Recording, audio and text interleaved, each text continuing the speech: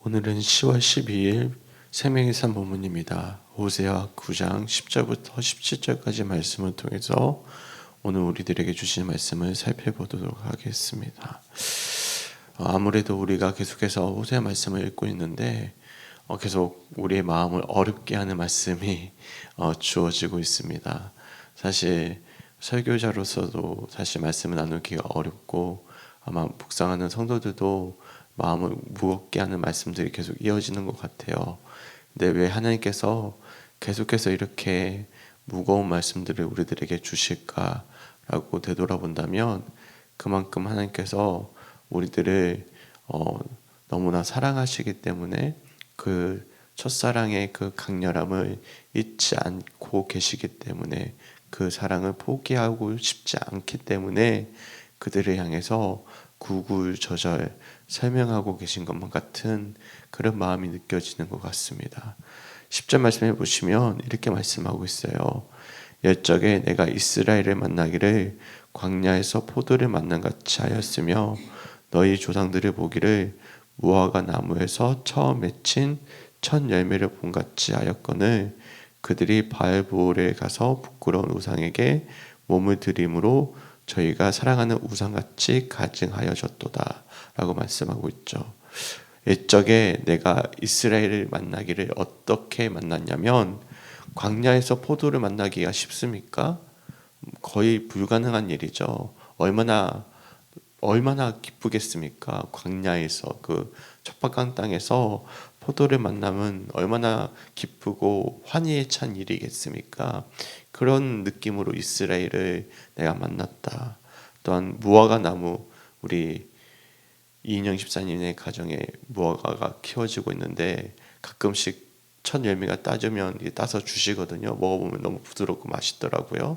그 첫 열매를 맺힌 봄같이 하였다라고 말씀하시는데 그 첫 열매를 먹을 때 얼마나 부드럽고 맛있습니까? 그만큼 달콤했다라는 거예요. 근데 그 옛적에 이스라엘을 만났을 때 그렇게 광야에서 포도를 만난 같이 무화과 나무의 첫 열매를 먹은 같이 내가 너희를 사랑했는데 너희가 지금 어떻게 하고 있다라고 말씀하고 있죠. 이 바알볼은 민수기 25장에 바람에 꽤 빠져가지고 바알 우상의 제단에서 막 음란하게 죄를 지었던 그 장소이지 않겠습니까? 거기서 너희가 바알볼에 가서 부끄러운 우상에 몸을 들임같이 너희가 즉게 부끄럽게 우상에게 마치 나를 저버리고 바알에게 가버린 그런 어떤 배반의 행위를 하고 있다라고 말씀하고 있는 것입니다. 그러니까 하나님은 여전히 뭘 생각하고 있는 거예요? 첫사랑의 감격과 뜨거움과 열정을 여전히 가지고 계시던데 이스라엘 백성들은 그 첫사랑의 감격과 사랑의 그 기억들을 다 잊어버리고 지금 누구를 사랑하고 있는 것입니까? 누구를 따르고 있는 것입니까? 하나님이 아니라 세상에 가득한 풍요를 보장하는 바알 신을 따르고 있는 그런 모습에 하나님이 너무나 마음이 아프신 거예요. 그래서 하나님께서 그 아픈 마음을 어떻게 보면 구구절절 호세아 말씀을 통해서 우리들에게 지금 들려주고 있음을 우리들이 말씀을 통해서 살펴볼 수가 있는 것입니다. 우리도 한번 되돌아봤으면 좋겠어요. 우리들에게 있어서 하나님을 처음 만났던 그 순간, 우리가 정말 뜨겁게 하나님을 사랑했던 그 순간, 그렇게 하나님을 예배했던 그 순간들이 있으시지 않겠습니까? 근데 어느 순간 그 첫사랑의 감격은 다 사라지고 몸이 건조하고 딱딱해져 버린 마음으로 우리가 예배를 드리고 있을 때가 얼마나 많이 있겠습니까? 거기까지만 하더라도 다행입니다. 이제는 하나님을 저버리거나 이제는 하나님보다 더 많은 세상의 어떤 풍요로움에 관심을 두고선 하나님을 도구 삼아 우리가 믿음의 여정을 걸어갈 때가 얼마나 많이 있겠습니까? 그럴 때면 하나님은 너희들이 지금 바알브올에서 부끄러운 우상에게 몸을 드린 것 같다라고 한탄해 하시면서 호세아 선지자를 통해서 이스라엘 백성들에게 말씀하신 같이 우리들에게 말씀하실 것이라 생각하시며 오늘 말씀을 살펴보셨으면 좋겠습니다. 그들은 바알에게 왜 그렇게 마음을 두었을까요? 제가 말씀드렸지만 바알은 풍요를 약속하는 신이었습니다. 근데 안타깝게도 그들이 그처럼 바알에게 몸을 드리고 마음을 드리고 그렇게 풍요를 원했지만 그들에게 찾아왔던 것은 불확실한 미래였을 뿐이었습니다. 왜냐하면 그들의 미래를 보장해 주실 분은 하나님이셨기 때문이죠. 왜냐하면 그들은 바알의 백성이 아니라 하나님의 백성이었단 말입니다. 하나님과 첫 사랑을 맺었던 하나님의 자녀였단 말이죠. 그 정체성을 잃어버리자 그들에게 찾아온 것은 불확실한 미래였습니다. 11절과 12절 말씀을 보시면 하나님을 떠난 첫사랑을 잊어버린 이스라엘 백성들의 미래는 불확실하다라는 것을 말씀해 주고 있어요. 11절과 12절 말씀 읽어보겠습니다. 에브라임의 영광이 새같이 날아가리니 해산하는 것이나 아이 베는 것이나 임신하는 것이 없으리라. 혹 그들이 자식을 기를지라도 내가 그 자식을 없이하여 한 사람도 남기지 아니할 것이라. 내가 그들을 떠나는 때에는 그들에게 화가 미치리로다 라고 말씀하고 있죠. 에브라임의 영광이 새같이 날아갈 것이다 라고 말씀하고 있어요. 그렇잖아요. 새가 한순간에 날아가 버리면 우리가 붙잡을 수 있어요? 붙잡을 수가 없잖아요. 그만큼 한순간에 에브라임, 이스라엘의 영광은 사라져버리는 한순간에 안개처럼 흩어져 버릴 것이다 라고 말씀하는 것입니다. 왜냐하면 그들이 풍요를 원했지만 그 풍요의 결산, 그 아이가 없어져 버릴 것이다 라고 말씀하고 있는 거예요. 태의 문이 닫혀 버릴 것이다 라고 말씀하고 있는 것입니다. 당시에는 이 아이가 재산이었습니다. 그러니까 노동력이 재산이었던 것이죠. 지금은 뭐 한 아이 키워서 잘 키우는 것이 좋다라고 생각하지만 당시는 출산하는 것이 바로 복이었거든요. 그러니까 우리나라도 과거에는 막 9명, 10명씩 낳고 그러지 않았습니까? 노동력이 재산이었기 때문에 그렇죠. 그런데 태문을 닫아버리겠다라는 것은 그 나라의 미래가 닫혀버릴 것이다라는 아주 무시무시한 경고의 말씀과 다름이 없는 것이죠. 왜 그럴까요? 그들이 하나님을 떠나버렸기 때문입니다. 그들이 나를 떠날 때에는 화가 미칠 것이다라고 불확실한 미래에 대해서 하나님께서 말씀하고 있는 것입니다. 달리 표현하면 10절 말씀과 비교해서 첫사랑을 잊어버린 하나님의 그 뜨거운 그 사랑을 잊어버린 이스라엘 백성들에게 마주하게 될 미래는 불확실한 미래밖에 없을 것이다라고 분명하게 말씀하고 있는 말씀들이 10절부터 12절까지 말씀에 이어지는 말씀임을 기억하셨으면 좋겠습니다. 그래서 우리 성주교회 성도들에게 있어서 우리가 회복해야 될 것은 무엇이냐면 바로 하나님은 여전히 기억하고 계시는 순간이 있는 거예요. 그 순간은 어떤 순간일까요? 우리를 처음 만났던 그 순간, 우리를 처음 사랑했던 그 순간, 우리를 뜨겁게 사랑했던 그 순간, 그 달콤했던 사랑을 서로가 고백했던 그 순간을 하나님은 기억하고 계신다라는 것을 기억하셨으면 좋겠습니다. 언제 우리 성도님들은 하나님을 향한 그 사랑을 절절하게 고백하셨습니까? 그 눈물 흘리며 애절하게 하나님 사랑합니다라고 고백했던 그 첫 마음을 고백했던 그 순간이 언제셨습니까?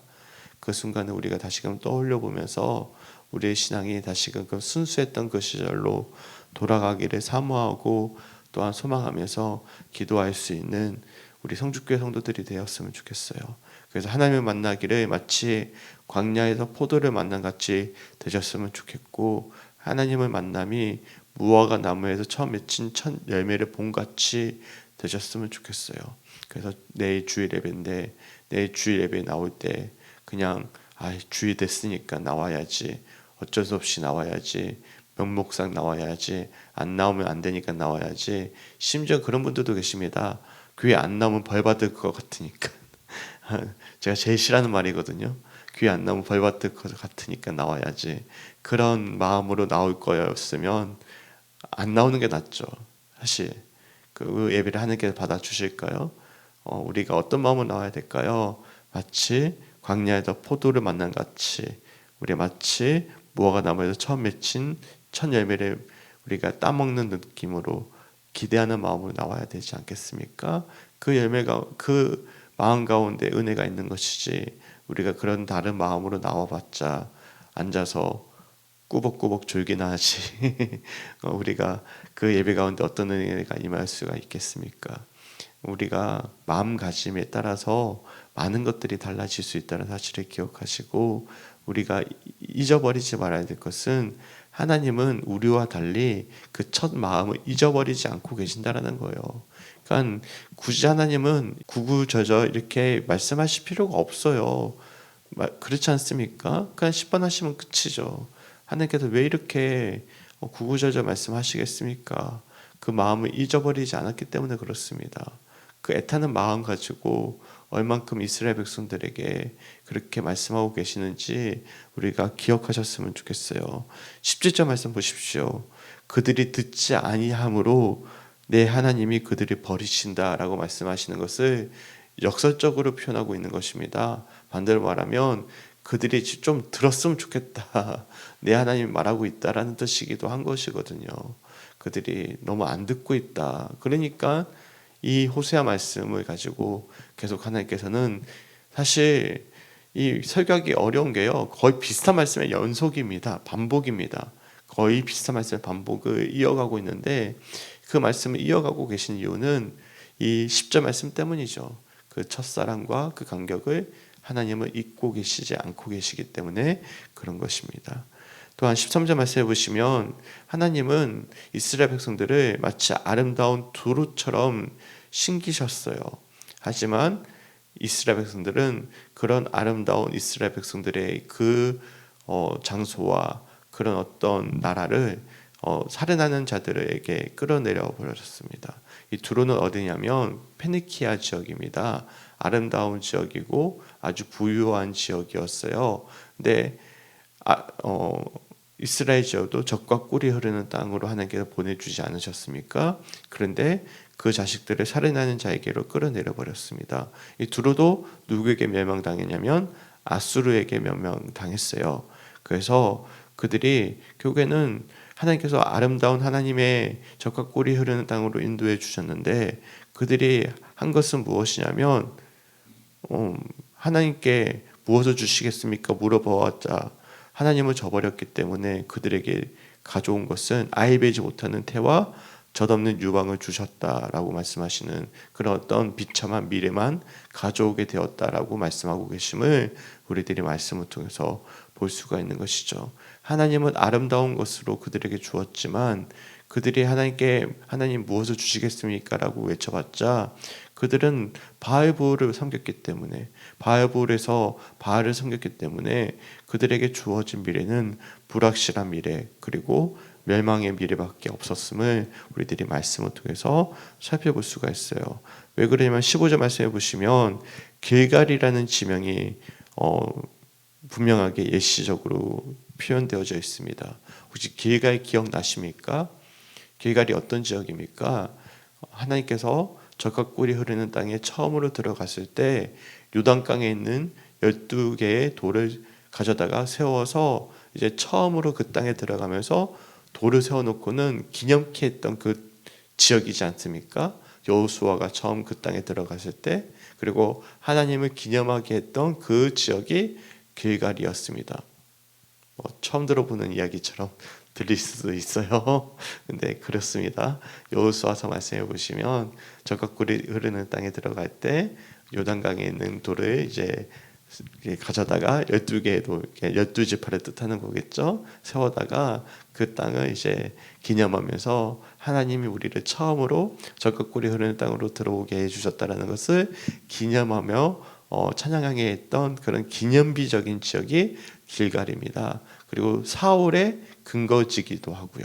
그런데 이런 기념비적인 길갈이라는 이 지역이 뭐가 되어버린 거예요? 악한 행위가 이루어지는, 바알을 섬기는 아주 대표적인 지역이 되어버린 거예요.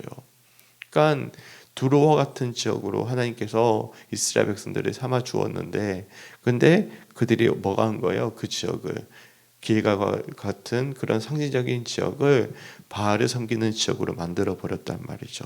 그래서 15절 말씀해 보시면 이렇게 말씀합니다. 그들의 모든 악이 길갈에 있으므로 내가 거기에서 그들을 미워하였노라. 그들의 행위가 악함으로 내 집에서 그들을 쫓아내고 다시는 사랑하지 아니하리라. 그들의 지도자들은 다 반역한 자니라. 제가 5분 동안 말씀 묵상하면서 마음에 가장 아팠던 표현은 어떤 표현이냐면 다시는 사랑하지 아니하리라 라는 표현이 굉장히 가슴 아프게 들려오더라고요. 하나님이 얼마나 속상하셨으면 다시는 사랑하지 않겠다라고 말씀하실까. 얼마나 속이 상하셨으면 사랑하는 포기하지 않으시는 하나님께서 너희를 다시는 내가 사랑하지 않겠다. 그들의 행위가 얼마나 악했으면 하나님이 다시는 사랑하지 않겠다라고 말씀하실까. 그런 말씀이 들려질 때 이스라엘 백성들의 마음은 어떠했을까. 그런데 그들이 마음이 완악해져서 그 말씀이 들려지지 않는다라는 것은 얼마만큼 눈이 가려워졌을까 싶을 때 그 영적인 아둔함과 미혹이 가려워지면 이게 답이 없구나라는 것을 돌아보게 되는 거예요. 실제로 그렇잖아요. 우리도 믿음을 저버린 사람을 다시금 되돌리는 것이 얼마나 어려운 일인지, 이단에 빠진 사람들을 다시금 데려오는 것이 정말로 얼마만큼이나 어려운 일인지 우리가 경험해 보지 않았습니까? 그 일이 우리 일이 되지 않으리라 보장이 있습니까? 보장 없죠. 그렇기 때문에 우리도 매순간 주어지는 은혜 속에서 항상 첫사랑을 잃지 않기를 소망하면서 날마다 이런 주어지는 말씀 속에서 우리 자신을 비춰볼 수 있는 우리 성축교회 성도들이 되시게 주님의 이름으로 간절히 축원합니다. 우리 교회 처음 이제 등록을 하시고 예배를 드렸던 성도들 중에서도 점점 처음의 사랑을 잊어버리고 또한 옛 모습으로 되돌아가는 경우들을 많이 보게 됩니다. 그러니까 잊지 마십시오. 처음에 내가 어떤 마음으로 교회를 오게 되었는가, 어떤 마음으로 예배를 드리게 되었는가. 이유는 다양할 수 있어요. 이유야 교회의 이유를 찾을 수도 있고 목회자의 이유를 찾을 수도 있고 내 삶의 어려운 환경도 찾을 수 있고 다 찾을 수 있어요. 근데 결국에는 내 문제입니다. 하나님과의 나의 관계의 문제입니다. 저도 마찬가지로 10년 동안 목회를 하면서 이유를 찾아야만 한다면 100가지 이유도 다 찾을 수 있을 것 같아요. 그런데 결국에는 내 신앙의 문제는 나의 문제입니다. 이유를 탓할 이유가 하나도 없어요. 중요한 것은 하나님 앞에서의 내 첫사랑을 잊어버리는 것은 다른 데서 이유를 찾을 것이 없는 거예요. 어떤 마음을 잃어버린 것입니까?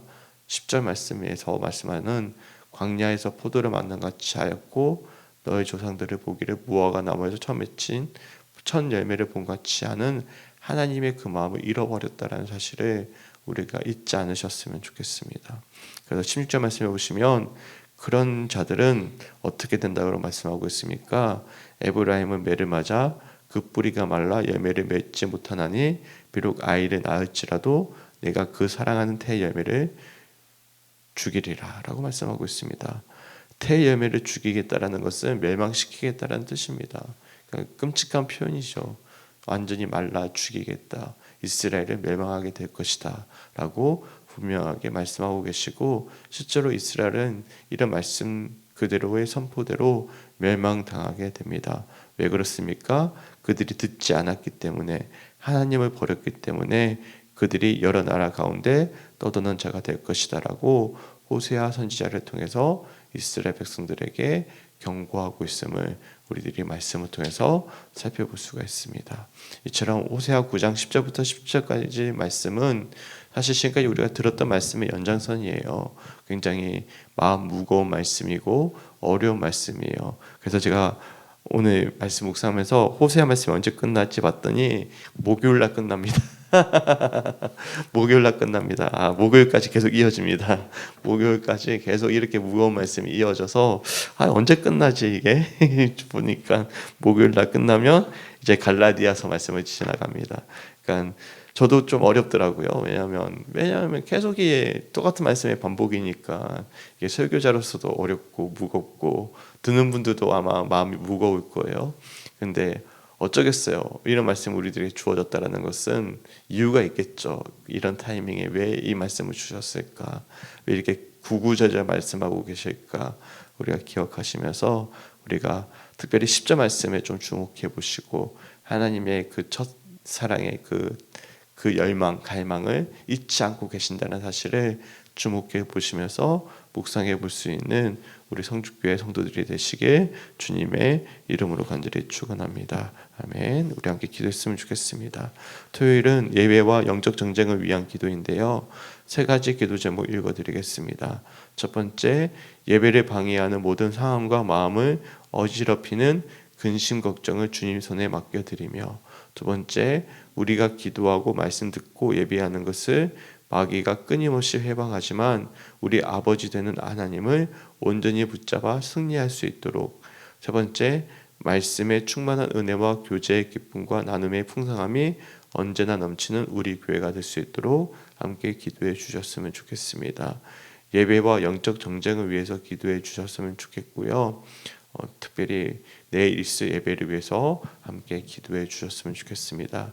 기도하겠습니다. 하나님 아버지, 너무나 감사합니다. 하나님께서 호세아 말씀을 통해서 끝없이 첫사랑을 기억하시며 포기하지 않으시고 사랑하시고자 포기하지 않으시고 구구절절 말씀하시는 말씀을 통해서 우리의 모습을 돌아보게 됩니다. 오늘 말씀을 통해서 우리의 모습을 돌아보게 하시고 하나님의 마음을 더 깊이 확인할 수 있는 시간들 될 수 있도록 주님 인도하여 주시옵소서. 비록 반복되어지는 어려운 말씀들, 무거운 말씀들 때문에 묵상하기가 어려운 말씀일 수 있겠지만, 이런 말씀들 속에서 담겨져 있는 하나님의 그 첫사랑을 향한 갈망들을 우리가 더 깊이 마음 깊이 헤아려 볼 수 있는 그런 오늘 하루의 묵상들 될 수 있도록 인도하여 주시옵소서. 특별히 내일 있을 주일 예배 가운데 함께하여 주시고, 그 말씀들 속에서 또한 예배 속에서 하나님의 충만한 은혜가 더할 수 있는 그런 은혜의 시간들 될 수 있도록 하나님 인도하여 주시옵소서. 감사드리며 우리를 사랑하시는 예수님의 이름으로 간절히 기도드렸습니다. 아멘.